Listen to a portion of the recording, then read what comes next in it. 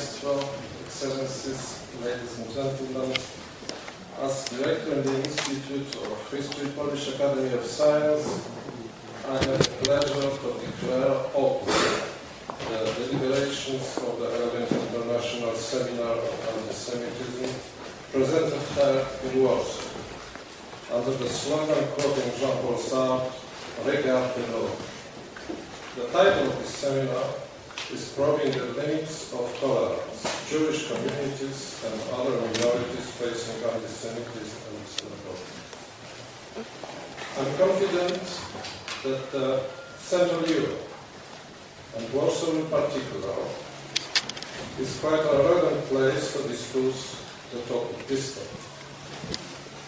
This being clear and obvious to our historian, but I believe that the problems and issues of tolerating and excluding various minorities calls for being permanently discussed also in our time and in this place too.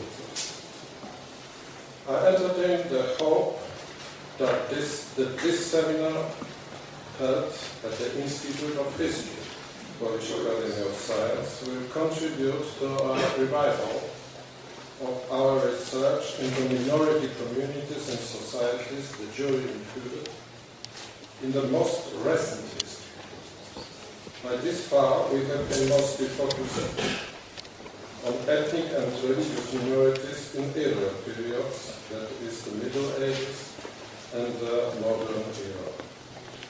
Hoping that our present meeting and debates will benefit not only our foreign participants, but also the hosting Polish historians, I wish you a fruitful debate and have a nice stay in Warsaw.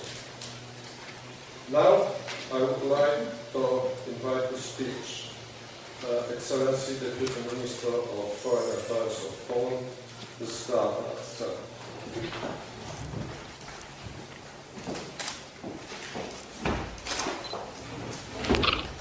And good afternoon. Excellencies, Professor, ladies and gentlemen, dear friends. We have gathered here to probe the limits of tolerance. I think it is such a fundamental philosophical problem that one conference of such prominent and brilliant persons I can see here is hardly able to answer. But it does not mean that we should not try. Image of the other, has always been subject to stereotyping and labeling. In some cases, this other is associated with positive traits, but is more frequently regarded as a threat to what the majority society consider ours and accepted. This other has all too often been given the role of a scapegoat, specifically in times of crisis and societal turbulence. The world has seen that. Europe has that, and Poland, unfortunately, has seen that too. We are still facing the challenge of how to promote and strengthen all endeavors to instill respect for and the feeling of closeness with otherness, with people who are in same way different. It is both a challenge and a task we have taken upon ourselves here in Poland. And by saying we, I mean both the civil society and the public administration of central and local level. How is this need being translated into action? Let me give you just a sample of activities we are undertaking in the Ministry of Foreign Affairs. 2 days from now, in over 50 places across Poland, groups of people, NGOs, local leaders, school teachers, sometimes accompanied by local priests, not only Catholic, gather in public places to demonstrate their need for and love of diversity. It's an initiative of the coalition Together Against Antisemitism, which our ministry has helped to launch. We have labeled it Poland for All. Over 40 projects have been submitted which include such areas as education, theatre, visual arts, filmmaking, including digital animation projects for crafters, local TV channels, as well as documentary on Jewish inhabitants of Wyszków, a shtetl 50 kilometers from Warsaw. Poland for All is a fairly new initiative. Its purpose is to synchronize, to bring together and give more visibility to the activities of otherwise unknown people and organizations. We want the society at large to be aware that still more and more people are getting involved in projects promoting respect for diversity. In Kraków, for the third year running, the course titled ABC of the Polish-Jewish Relations, a joint initiative of Cardinal Stanisław Dziwisz and my ministry, is being taught for the future priests at the Papal Theological University. We are planning to launch similar courses in other Polish dioceses. A few weeks ago, together with famous graffiti artist, I took part in a happening. We were painting over racist slogans with our credo, Poland is for all. I do not mean to say we have already overcome all negative phenomena, such as anti-Semitism or religious prejudice. We are still witnessing instances of hate speech. Unfortunately, literature, pamphlets, booklets, openly xenophobic, anti-Semitic are still being published and promoted. Although Poland is a safer place to live than some other European countries, and let me quote Poland's chief rabbi Michael Szudrik, who said last June, "I feel safer walking in the streets of Warsaw than in London." We are well aware of the necessity to continue the work to encourage tolerance and cultural openness. In closing, let me commend the organizers of this conference for gathering us here in order to further the noble cause of combating xenophobia. My special words of appreciation go to Campus Center for the Study of Contemporary European Jewry, Tel Aviv University, the Desk for the Study of Tolerance and Intolerance in the Middle East, Never Again Association, the Tadeusz Manteuffel Institute of History of Polish Academy of Science, and Axel and Galia Stawski of New York. Thank you very much for choosing Warsaw for the venue of this conference. And again, congratulations to the organizers. I wish you a fruitful and really productive conference. Thank you. Now, especially in light of all the turmoil we see in certain parts of the world today, I think your topic, tolerance, is quite timely. After all, tolerance is essential to any successful democratic society. And on the other hand, its absence can lead to political paralysis, national disillusion, and even the twin tragedies of mass atrocity and total war. Anti-Semitism is often the most visible manifestation of intolerance. Its emergence is one time that a nation or society may be in trouble. Experts in the United States tell me that even as we concentrate on combating what they call, like I'm sure your experts will discuss here, modern forms of anti-Semitism, the older kind hasn't gone away. In fact, it seems to be more and more with us, and there's no lack of evidence to support this. A week ago in the New York Times, for instance, two articles suggested that all's not well in Europe. One appeared under the headline, "Radicalism Prompts Warnings in France."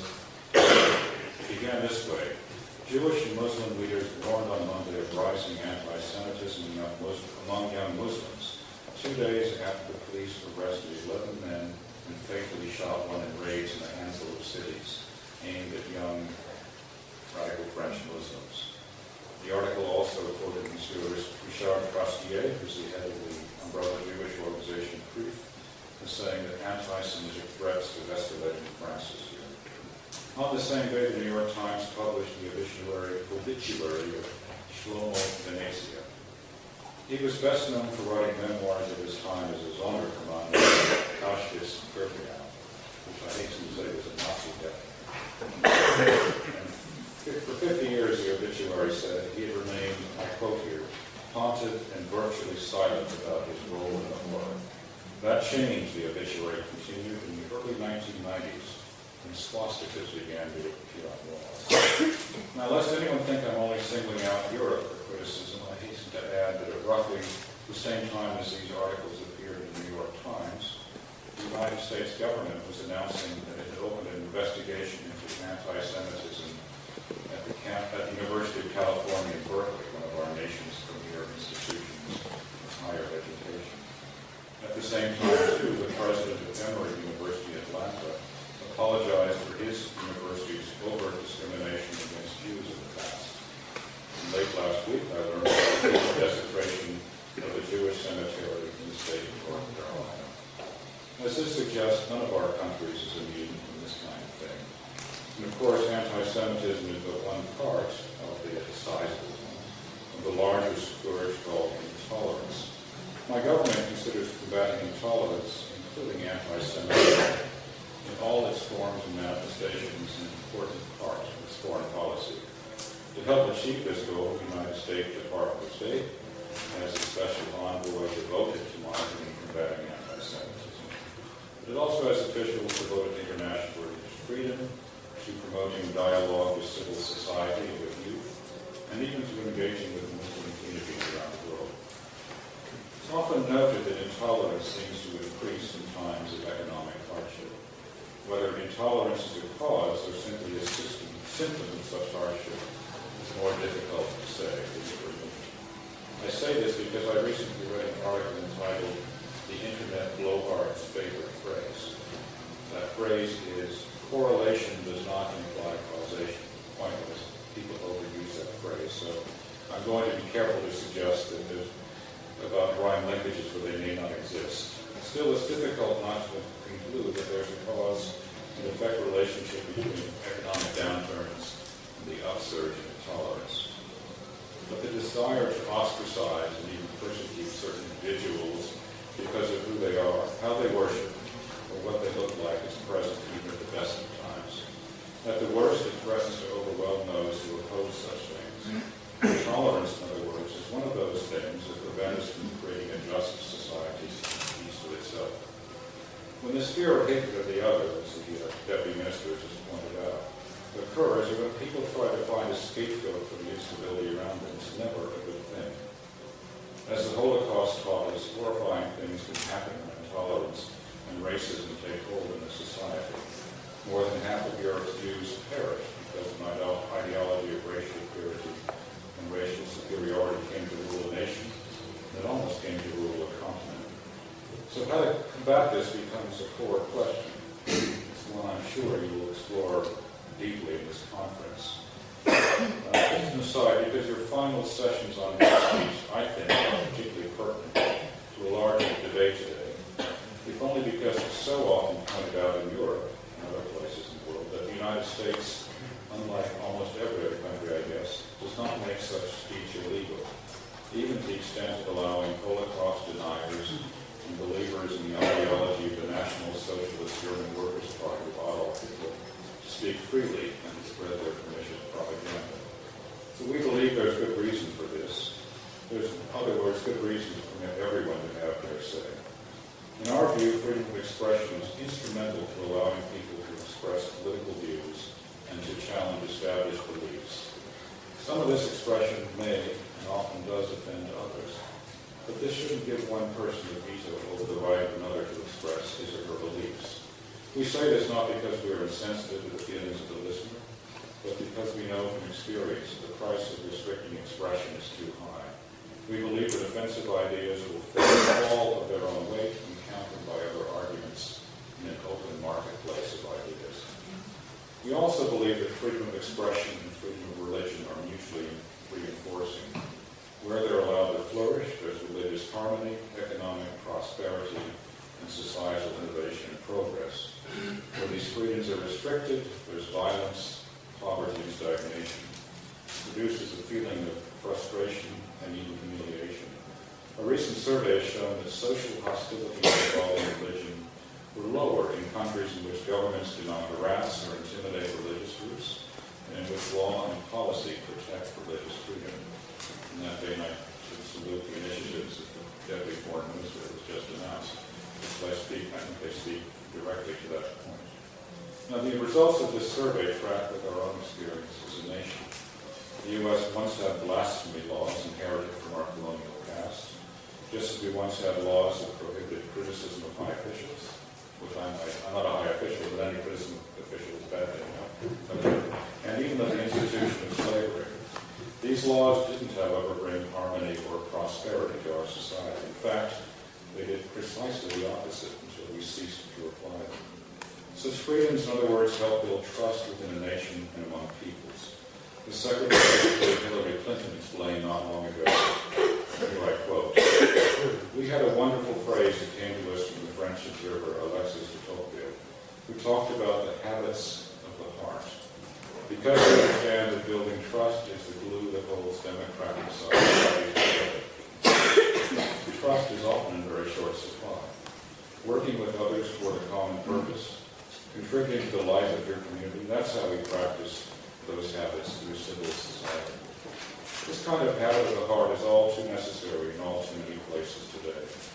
During my diplomatic career, I had occasion to spend a number of years in what we call South Central Europe, with what others more commonly refer to as the Balkans. My time there in the 1990s coincided with the beginnings of one war and the ending of another. The explanations for the origins of the conflict that both precipitated and followed the breakup of the former Socialist Federal Republic of Yugoslavia are as many and as varied as the number of people who have written about them. But it seems clear that rising nationalism and falling economies both contributed. Political leaders certainly had a role in fostering these feelings of nationalism, which unfortunately persist in some parts of South Central Europe today in unhelpful ways. In trying to understand how ethnic conflicts could so quickly replace ethnic harmony, many commentators have cited the political scientist Benedict Anderson's concept of nations as imagined communities. When a nation becomes identified with an ethnic group, a folk, a Naro, or what have you, then the consequences can be severe.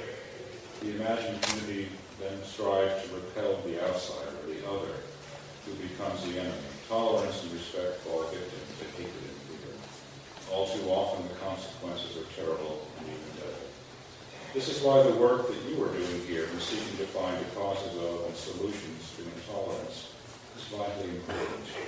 I wish you every success over the next few days. I look forward to learning the results of your deliberations. And if I may, in an effort to speed you on your way, I'd also like to leave you with words uttered by President Barack Obama in April of 2009 in a speech he made in the United States Capitol Rotunda when he was marking Yom HaShoah, the days of remembrance of the Holocaust. I think these words may have particular relevance to the work that you have set out to do here. I'm quoting you. "We know that evil has yet to run its course on earth. We've seen it essentially in the mass graves and the ashes of villages burned to the ground, and children used as soldiers and rape as a weapon of war. This day, there are those who insist the Holocaust never happened, who perpetrate every form of intolerance, racism, anti-Semitism, homophobia, xenophobia, sexism, and more. Hatred that degrades its victims and diminishes us all. Today and every day we have an opportunity as well as an obligation to confront these scourges, to fight the impulse to turn the channel when we see images that disturb us, or wrap ourselves in false comfort that others' sufferings are not our own. Instead, we have the opportunity to make a habit of empathy, to recognize ourselves and each other, to commit ourselves to resisting injustice and intolerance and indifference in whatever forms they may take. With that, let me say thank you very much for your attention. I wish you all the best over the next few days.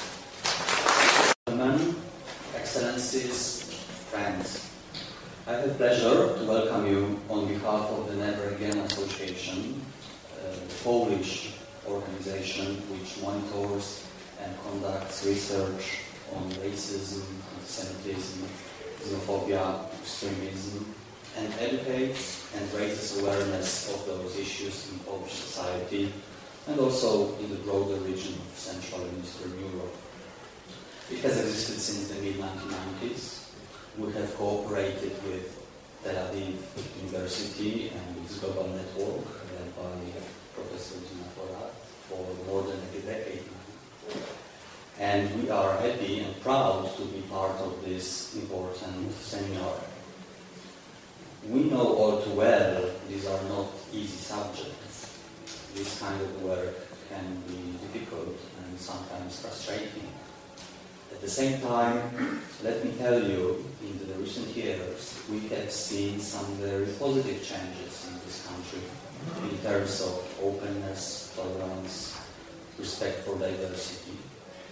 This change may be slow sometimes, but I believe it is already visible on different levels. And I believe our organization has contributed something to this process over the years. Importantly, the process I mentioned includes Poland's grave confrontation with its own past, including the long history of the Jewish community and also including the history of anti-Semitism. The panel will further discuss these issues later this evening. To be sure, there is still a long way for us to go. There are still significant pockets of xenophobia and anti-Semitism. The culture of xenophobia and intolerance still exists in many settings, in different contexts. In football stadiums, on the internet, in mass media, including the notorious Radio Maria, in the political discourse. As a social scientist, but first of all as a citizen of Poland, I find it disturbing. At the same time, I am and remain an optimist. Once again, thank you for coming. Thank you for your presence tonight. I wish you an inspiring discussion and fruitful debates. Thank you. First of all, it's my pleasure and it's certainly a great honor to read to you a letter written by former President of Poland, Aleksander Kwaśniewski, who we very much hoped he would be here and whom we invited wholeheartedly, but he could not make it. And instead he sent us the following letter, which I have the honor to read out to you. Dear Professor Puayo, dear ladies and gentlemen, I'd like to express my gratitude for the kind invitation to the 11th International Seminar on Anti-Semitism that is being held in Warsaw on the 15th of October. I am very glad to see among the organizers of this event a row of renowned and respected institutions and NGOs, like the Institute of History of the Polish Academy of Sciences and the Never Again Association, well known for its great efforts to stamp out intolerant accidents and behaviors in Polish public life. Unfortunately, due to other international obligations, I will not be able to attend your conference. Nevertheless, I would like to reiterate my support for your initiative and all the activities strengthening tolerance and understanding among peoples of different origins and beliefs. In my capacity as chairman of the European Council on Tolerance and Reconciliation, I am actively engaged in European efforts to strengthen tolerance and fight all manifestations of intolerance. Therefore, we at the ECTR, that's the European Council of Tolerance and Reconciliation, are continuing our efforts to seek for positive examples to follow and for practical means to promote tolerance and limit intolerance. The reason that I will not be able to visit your conference is that the ECTR organizes on this very day the ceremony of awarding the European Medal of Tolerance to two presidents, Ivo Josipovic, President of Croatia, and Boris Tadic, former President of Serbia. The ceremony will take place in the seat of the European Parliament in Brussels. The European Medal of Tolerance is conferred to both of them together because of exceptional personal leadership and inspiration to advance truth, tolerance, and reconciliation in the Western Balkans. Both presidents have found the courage to publicly admit and apologize for crimes committed by respective nationals in Bosnia and Herzegovina during the war that has ravaged this region in the 90s. Tolerance springs from rights of groups to be different and distinct. However, tolerance does not contradict the principle of the coexistence of groups within a single society. This has been the departing point for another initiative I would like to mention, namely the ECTR Model Statute for the Promotion of Tolerance. It has been unanimously adopted under the sponsorship of the ECTR by a small group of experts consisting of 5 eminent scholars from different countries.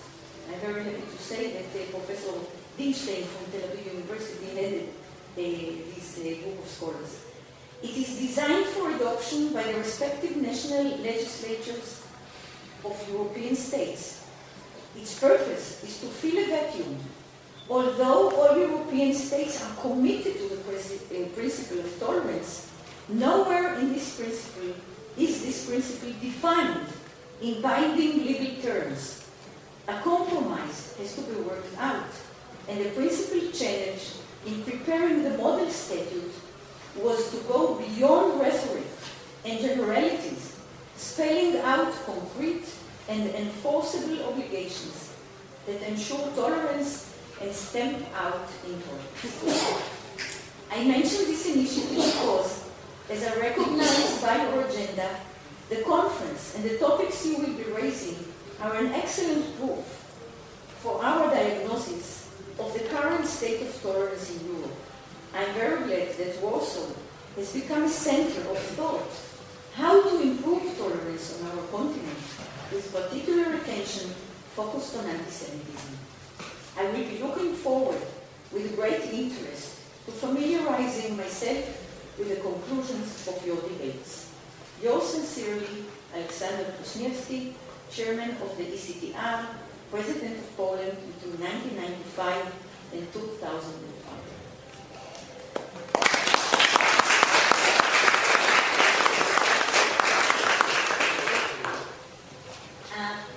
And if I may add just a few words, because first that this is the 11th seminar that we are holding.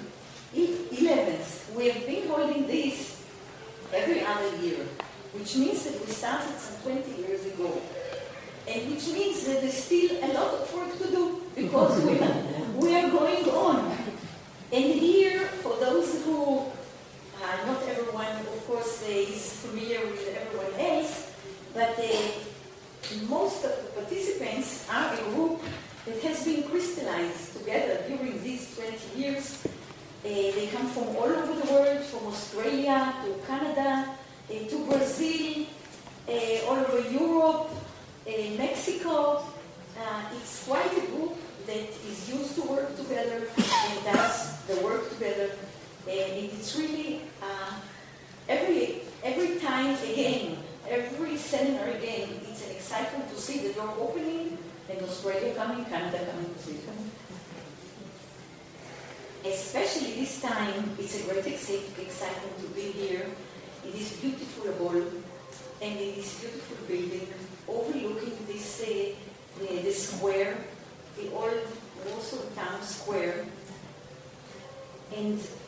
so surprising to know that all this has been rebuilt, that all this has been rebuilt from scratch after having been heavily bombarded and actually and practically leveled to the ground. And here it is, vibrant and new in old style, but new in years. And I think this is a symbol. I think this rebuilding is and should be, for many years, a symbol of the ability of the human spirit to rebuild itself after a destruction and to restart a life. I would like to thank very much whoever bothered to come and spend the time and effort to come, excellencies, colleagues, media, Mrs. Telma, who this is very much appreciated. The Vice Minister landed just yesterday from the United States, and Ambassador Davidson also came just yesterday from the United States. Many, many thanks to both of them. Many thanks to our hosts, to Professor Fritz Eisen, who is head of the Institute. He did not introduce himself. He introduced everyone else. But that's, you know, the trouble with the chairperson, that no one introduces him. So, he's head of this distinguished institute of the history of the Polish Academy of Sciences. He's our chief host, and we thank him very much. And we also thank Dr. Rislich for his travel and for his help. I would like to thank very much our friends from former seminars and for many years now, the Pankowskis, Dr. Rafal Pankowski and Natalia Pankowski. She is the living spirit behind this conference. She did most of the work. She and Ronit, our Ronit Greenfield in Tel Aviv. There were, I think, some 10 mails every day running between Warsaw and Tel Aviv, and both of them were our friend, Professor Dario Stola, our friend and colleague for many years now, the Cantor Center in Tel Aviv team, Dr. Ronny Stauber, Dr. Esther Webman, the Ambassador of Israel, Tzvi Avner, for his good advice, and Ambassador Kozlovsky, a colleague. He was ambassador in Israel, and this is where we had the privilege of meeting him. And the Swedish word, well, I'm not sure I can say that in Polish, but Slovo-Żydowski. Yeah? Okay? Thank you so much for covering and for being the media patron. I would like to end with the following sentence. You very kindly or very rightly said, Mrs. Telmach, that we do not have the answers, but this doesn't mean that we shouldn't try. And indeed, we don't feel that we have the answers. We don't feel, sometimes we even don't feel that we have correct definitions. Because these issues of racism, of xenophobia, of the disregard the local, of looking at the other and regarding the other, they are so dynamic, they are so dependent on what is happening in the world, on changes in the world, that sometimes we feel we understand the picture, and then it changes radically, and it goes on developing and changing, and we don't know the answer indeed, or the answers, but we definitely keep trying.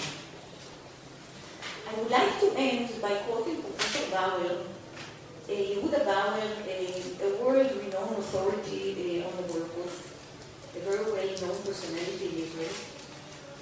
And we were in a conference in Berlin where we had it was a common attempt to reach a definition of anti-Semitism, and finally it has been reached. And a lot has been said on that conference. It was 2004 in Berlin. A lot has been said about tolerance. And here we also mention tolerance many times because this is, as Ambassador Davidson so rightly said, it's the key. This is the key. And then gets up Professor Bauer, who always has this talent of surprising you, and he said, I want to ask you all, don't tolerate us. So we all looked around, what does it mean? We've been talking about tolerance from morning to night. He said, don't tolerate us, because what does it mean to tolerate? Tolerate means that, no, we have to live with each other, so we will make the effort and tolerate your existence. He said, don't tolerate, please, co-live together. To chair this first panel of our seminar, and I have the honor, I will have the pleasure to listen to three distinguished speakers who have kindly agreed to join us this evening and talk about Poland. Talk about Poland, as you have heard, this is a country where a lot has happened in the past some 20 years in terms of ethnic prejudice, changing attitudes towards minorities, and in particular Jews. But at the same time, we have, as Rafał Bankowski said, pockets of persistent ethnic prejudice and anti-Semitism. And we would like these three distinguished speakers to introduce you to the place where you are and to the particular conditions and circumstances for the topic of this seminar. We will present it in a chronological order, starting with Communist Poland, then we will move to the years of social, political, and economic transformation after the fall of the communist regime in 1989. And finally, we will end up in the most recent history when Poland became a member of the European Union and NATO. So it finally, at least formally, reintegrated with the West. It left the shadow zone in terms of political history and re-entered the West European community.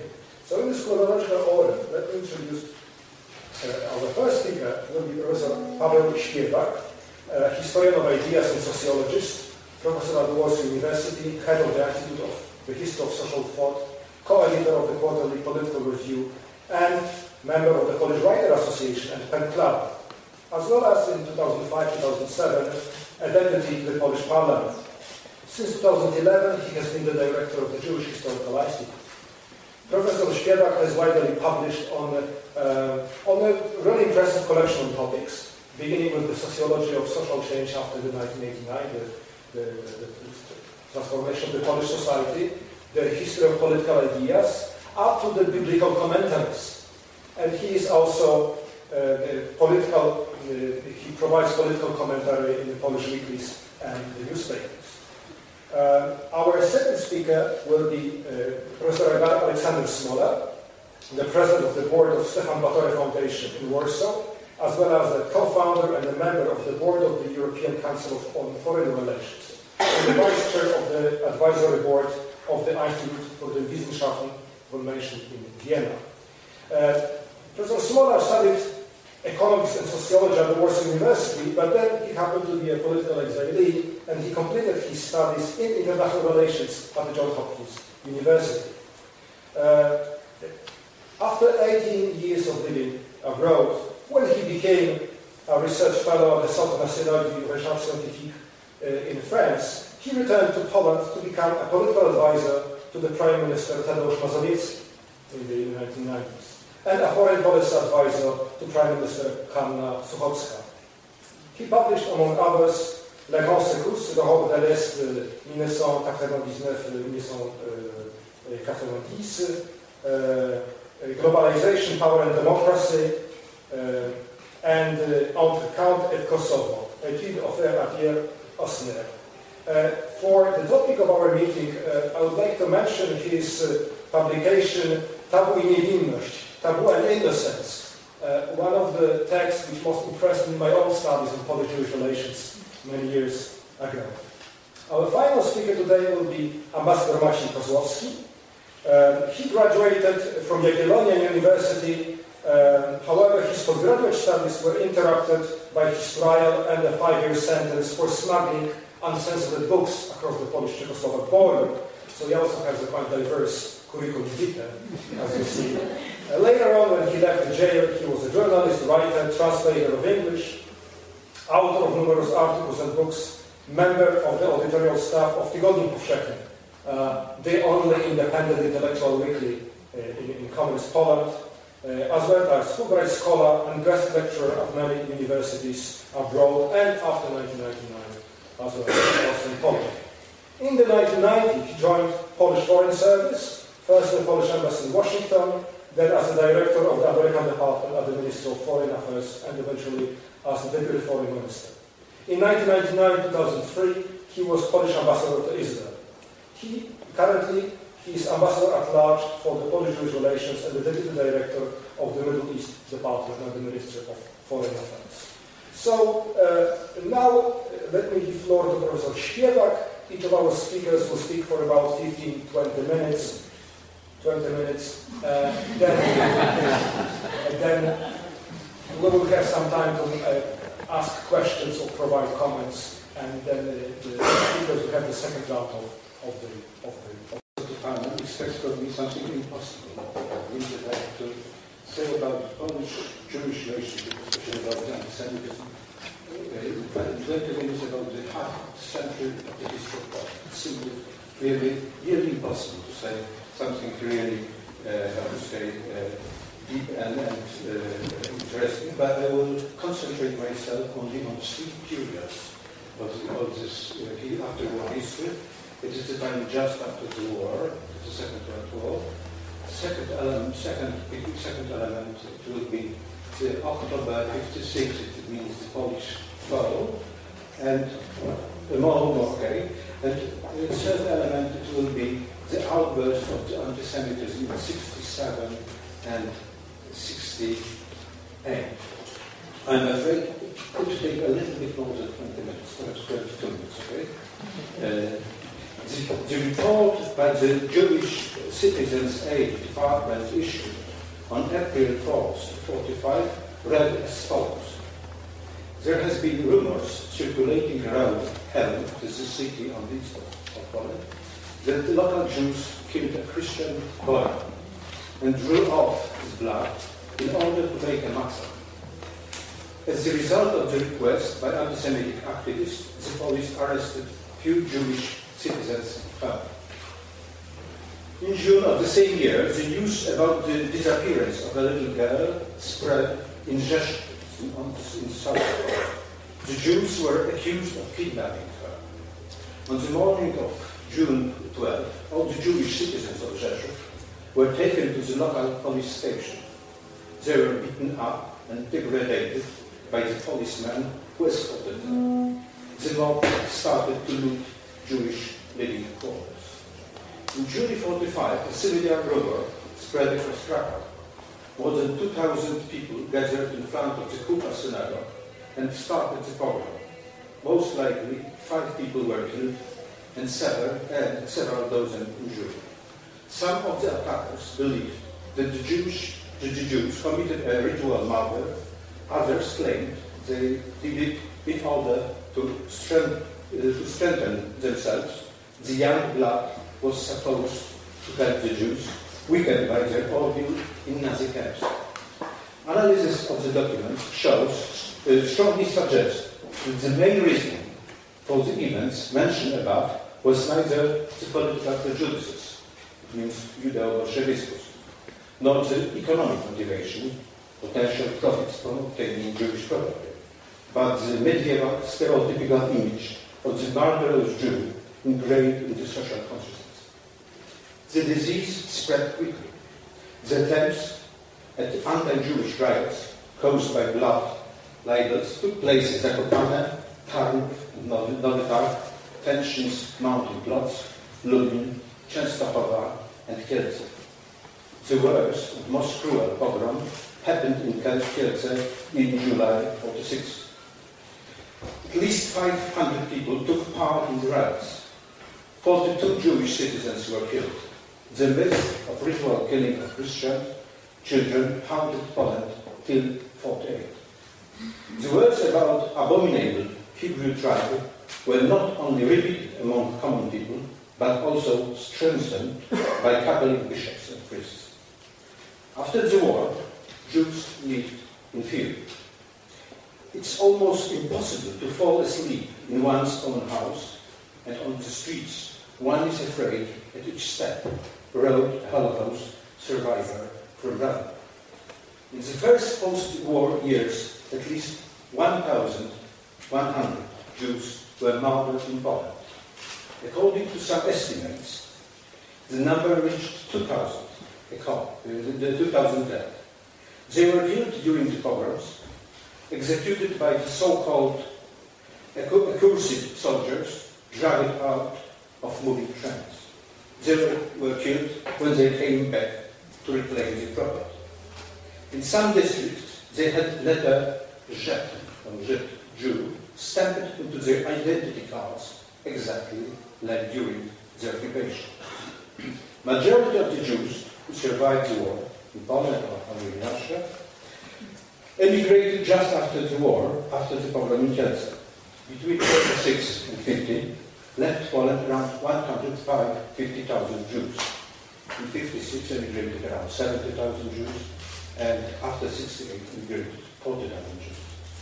They emigrated just after the war because of pogroms, over anti-Semitism, recurrent assaults, robberies, and murders. Jewish citizens emigrated because they did not want to live in Poland, which felt to them nothing but a giant graveyard. They emigrated because of the lack of opportunities, because their war families were gone. They emigrated because they were driven out by the myth of Judeo-Bolshevism. Also, all evidence points to that the strong majority of the Jewish citizens were not interested in communism and did not want to participate in its dubious benefits. On the other hand, the general consensus among the Poles at this time was that Jews should leave Poland. The slogan, Poland for Poles, were present both in the underground press and the official proclamation. As then Bishop Stefan Wyszyński said, Jews' place was in Palestine. One of the Jewish soldiers from the Berlin army, which came from the Soviet Union, shocked by the climate he encountered in Poland, noted that the anti-Semitism runs wide. Anti-Semitic sentiments became widespread, despite the fact that so few survived the genocide of millions, just when Julia Tuwim, Polish Jewish